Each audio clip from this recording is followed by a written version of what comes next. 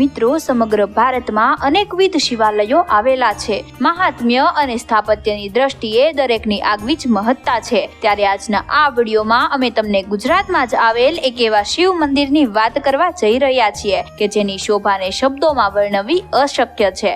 આ સ્થાનક એટલે સુરતના કાપોદ્રા વિસ્તારમાં આવેલું કર્મનાથ મહાદેવનું મંદિર. આ અદ્ભુત શિવ મંદિર પાવની તાપી નદીના કિનારે સ્થિત છે. મિત્રો, એવું કહેવાય છે કે અહીંના નાનકડા શિવલિંગનો ખૂબ જ મોટો મહિમા છે. એક માન્યતા અનુસાર કર્મનાથ એટલે કર્મ અનુસાર ફળની પ્રાપ્તિ કરાવતા મહાદેવ, અર્થાત ભક્ત જેવી ભાવના સાથે અહીં આવે છે અને જેટલા શુદ્ધ તેના કર્મ છે તે અનુસાર જ મહેશ્વર ફળની પ્રાપ્તિ કરાવે છે.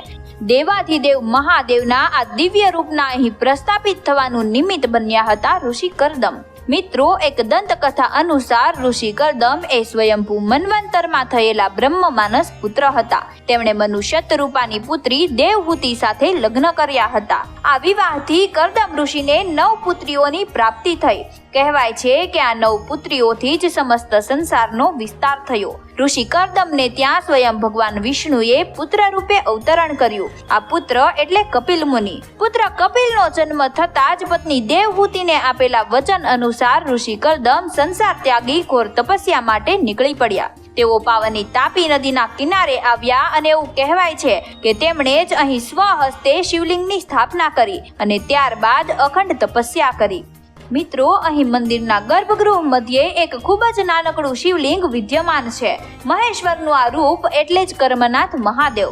આજે પણ અહીં મંદિરમાં એ જ શિવલિંગ સ્થાપિત છે કે જેની સ્થાપના સ્વયં ઋષિ કરદમે કરી હતી. કરદમ ઋષિ દ્વારા સ્થાપિત આ શિવલિંગ પહેલા કરદમનાથ મહાદેવના નામે પૂજાતું હતું. અલબત્ત આજે અપભ્રંશ બાદ તે કર્મનાથ મહાદેવના નામે પ્રખ્યાત છે. સ્વયં શ્રી હરિના પરમ ભક્ત દ્વારા હરનું રૂપ સ્થાપિત હોય તેવા આ શિવલિંગ સર્વ મનસાની પૂર્તિ કરનારું મનાય છે, જેના પરચા શ્રદ્ધાળુઓને અહીં સદીઓથી મળતા જ રહ્યા છે.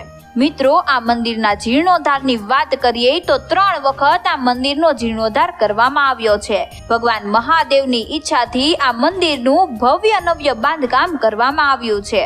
આ મંદિરનું આ નૂતન બાંધકામ 10 વર્ષ સુધી ચાલ્યું હતું અને આજે વેલબુટાની સાદગીપૂર્ણ ભાત અને મનને શાંતિ પ્રદાન કરે તેવા રંગોથી આખું એ શિવાલય શોભાયમાન છે. મંદિર એટલું તો સુંદર લાગે છે કે બસ આપણે નિહાળતા જ રહી જઈએ. આ મંદિર તો જાણે સ્થાપત્ય શૈલીનું ઉત્કૃષ્ટ ઉદાહરણ છે.